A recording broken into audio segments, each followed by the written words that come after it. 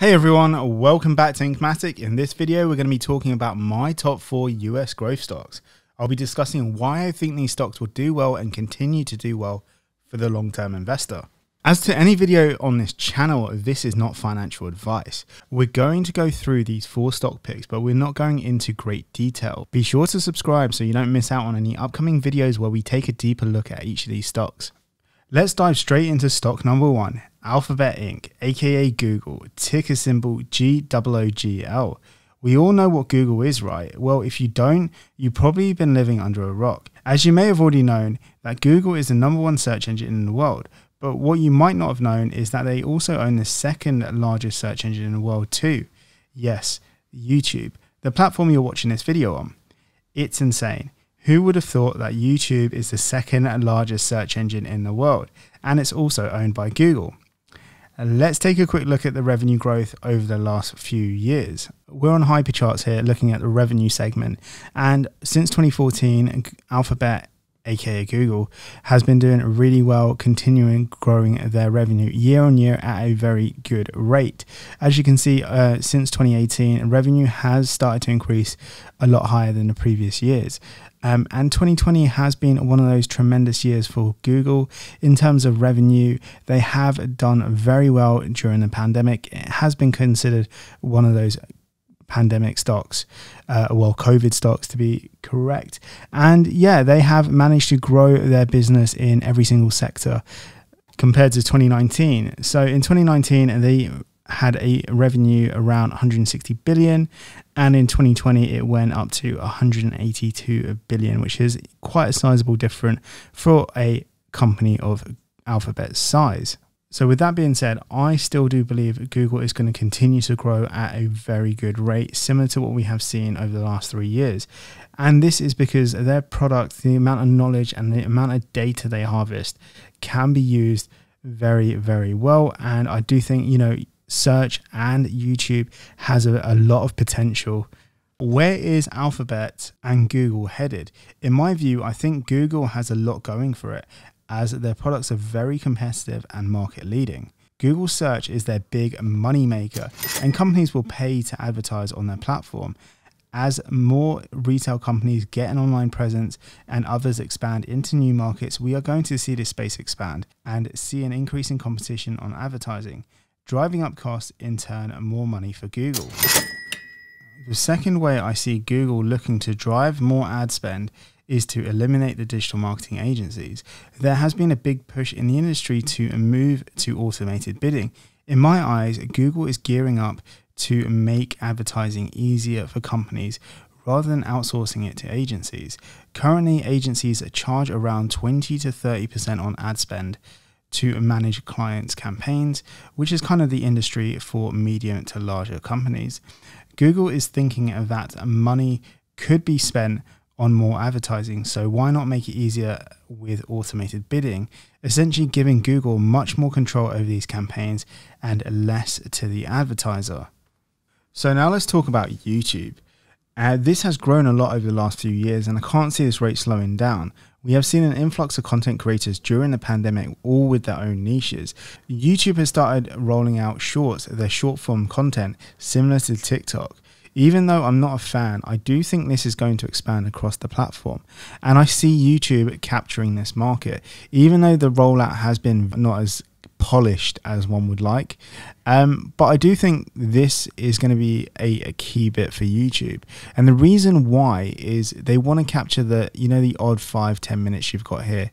Whereas usually you would sit down for, like, if you've got a half hour to watch a video, etc., you will sit on YouTube, watch a couple of videos, and that's more long form content. But what YouTube really wants to capture is some of that short form content market. So for example, let's say you're making a cup of tea, you pop the kettle on, and while you're waiting for the kettle to boil, you're going to watch a couple of 2 or 3 different shorts in that time, waiting for that kettle to boil. And I think that's what YouTube really wants to capture and try and find a way to monetize on that. So yeah, I do think YouTube is still got a lot of room to grow as a platform itself. And yeah, a lot of people are making some serious money on YouTube, which is insane. Like, you could literally make a career out of that. But at the same time, I think some of the restrictions and the strikes are going to impact a lot of the creators may look for alternative platforms. But for now, I do think YouTube is the go-to platform if you want to make money in content creation. Moving on to Google Workspaces. This is a brilliant product to offer businesses a whole suite of products for a monthly fee. This is an absolute game changer for any business where collaboration is important. I wouldn't be surprised if Google Meets turns out to be a Slack or Microsoft Teams competitor. I really like the product overall, and I think this is an absolute game changer. It makes life so much easier when you're at work and you can collaborate, share docs. It's an absolute beaut, and I do think Microsoft itself, they used to be the king in this space, but they have really missed the ball with collaboration, and I do think it's going to be an absolute game changer when you pair it with Gmail and the rest of the Google suite. It's kind of a no-brainer for any business, in my opinion, and I do think a lot of businesses will switch over to Google Workspaces in the future. Google Cloud Platform and Android are two aspects of Google that are likely to see some good growth too. Quickly talking about Android, Google has announced that they're entering the chip designing business with the Tensor chip. I see this something similar to Apple's A series and M series chips. This will be great for making the user experience on Android much better and hopefully giving Google more control in designing a better experience, because at the moment it's a little flaky. I wouldn't be surprised if we see a variant of the Tensor chip aimed for the laptop market and eventually seeing Chrome OS become a fully fledged operating system to compete with Mac OS and Windows. I do see this in their pipeline, and it's just my speculation on what their long-term goals are. All right, so let's move over to stock number 2, and you've probably guessed it, is Apple. A lot of investors have been talking about Apple's growth rate slowing down. Hence, we didn't see much price movement from their latest earnings report. It was amazing if you didn't know. It smashed every product category that they reported on. In this chart, Apple has managed to beat each quarter to its previous year. Again, this is another chart from Hypercharts. So we're looking at the revenue segments, but this time we're looking at a quarterly basis. And as you can see that if we do look at 2020 Q1, iPhones were at 55 billion, and in Q1 2021 it rose to 65 billion.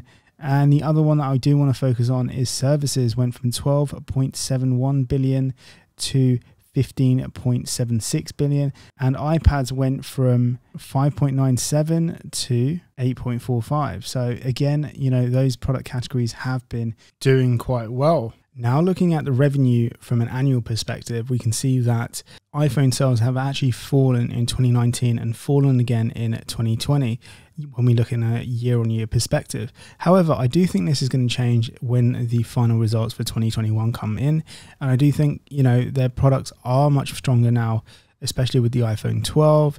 And I do think, you know, when as soon as the new iPhones are announced on September 14th, we may see a boost in investor sentiment when it does come to the new iPhones being announced, possibly some new MacBooks, but we'll see when that does happen. Let's talk about Apple's ecosystem. Yes, the famous ecosystem. I have to give credit where it's due. Apple have done a great job in getting their products to work seamlessly with each other.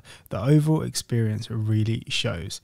From an investor's point of view, I really like how Apple have made it so to get the maximum functionality of your Apple device, for example AirPods and Apple Watches, you need to pair it up with another Apple device such as the iPhone, almost forcing the user to upgrade every upgrade cycle. When you think about it, it is the cost of another watch, which is around £400 or US dollars depending on where you are for a smaller Series 6 watch without a GPS. I think this concept will continue to work for Apple as people generally do not like change. So once they've become accustomed to the Apple ecosystem with a few generations of the Apple Watch, iPhone and MacBooks, I do think consumers will likely stick with them for the long run and won't consider other brands, as there is an associated cost with moving between platforms. Let's talk about services. This is another big thing that Apple is likely to see grow again as they provide more services to their ecosystem. As we are keeping devices for longer, Apple has been looking to introduce additional services to keep the revenue stream going for multiple years, even after the device was initially sold. Through iCloud services for extra storage, Apple Fitness, Apple Music, Apple TV, Apple News Plus, Apple Arcade, and if you want them all in a nice little tidy bundle, there's Apple One at $14.95, Family at $19.95, or Premier at $29.95 in USD or Great British Pound, depending on your location. So these services Apple have introduced into their ecosystem are really good in terms of a monetary standpoint. It is generating Apple a healthy amount of revenue over the period of a device. So for example, let's say you keep your device for 3 years on the top tier Apple One plan, you're generating Apple an additional £1,078.20 over the course of that, assuming you signed up to Apple One from day one. And that is essentially a cost of another handset during that period, which is insane. Like, it is a great way for Apple to continue generating and offering more services to their ecosystem, and they are working really hard to build that revenue up, and it's a constant thing because you are billed on the monthly, so it helps improve their cash flow. Apple also has their credit card services, which I expect they will launch in other markets such as the UK and Europe. Do I agree with investors' hesitation about Apple's future growth rate slowing down? Yes and no. The reason I say yes is because I do believe that devices such as the iPhone and iPads will be slowing down, as we have seen over the last few years. As we are keeping these devices for longer, they have become much more powerful and there's less of a requirement to upgrade more frequently. However, their services are going to continue to do well and drive additional revenue for them throughout the device's lifetime. Okay, now let's move over to stock number 3 in this video, and that is Amazon. Ticker symbol AMZN. I think Amazon will continue to do well across all sectors, but I expect to see the following sectors to do much better in growth. Amazon subscriptions. I expect this to grow again, as the value of Amazon Prime is actually really good, as they offer more than just free delivery. Potentially we may see the price of Prime rise. I wouldn't be surprised if this is the case, as the retention rate for Prime members in the US is around 93% after the first year and 98% after the 2 years. AWS. I do expect this part of Amazon to do really well. This is their cloud infrastructure business. Usually when it comes to cloud providers, the retention rate and growth rates in terms of spending more year on year are usually the case, as their clients are likely to grow with AWS. Lastly, I want to talk about Amazon's delivery network. Here's a clip from CNBC. 2014, Amazon started building its global transportation network from scratch. 7 years and 10 billion deliveries later, Amazon now has 400,000 drivers worldwide, 40,000 semi-trucks, 30,000 vans, and a fleet of 70-plus planes, operating out of its very own air hub that just opened in northern Kentucky in August. I don't think anybody in the industry would be surprised if this enormous capacity that Amazon has built out, if they use that to, offer shipping service that would compete directly with somebody like UPS or FedEx. Although Amazon still depends on UPS and the Postal Service for more than a quarter of its deliveries, analysts say this reliance is shrinking. Instead, Amazon is competing with them, already offering shipping services for non-Amazon orders in the UK. Eventually they were going to offer it to someone else. That's just, that's how the system works. Amazon's usually more efficient than anyone else. Amazon's usually focusing on the right numbers, and so they're usually able to get cheaper than everyone else too. This is something that I found out recently, where Amazon will start offering its delivery services to other businesses and compete with the likes of DPD, Royal Mail, Hermes, FedEx and UPS, to name a few. They have already started this here in the UK and expected to launch a similar service in the US. Here is another clip from the same video. Investigation, Amazon has already begun quietly transporting cargo on its planes for the Postal Service. USPS isn't exactly known right now for being on time or efficient.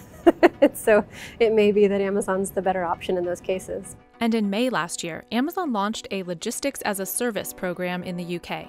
Researchers from DePaul University predict something similar will launch here in the US in the next 18 months, while Morgan Stanley predicted it could happen this year.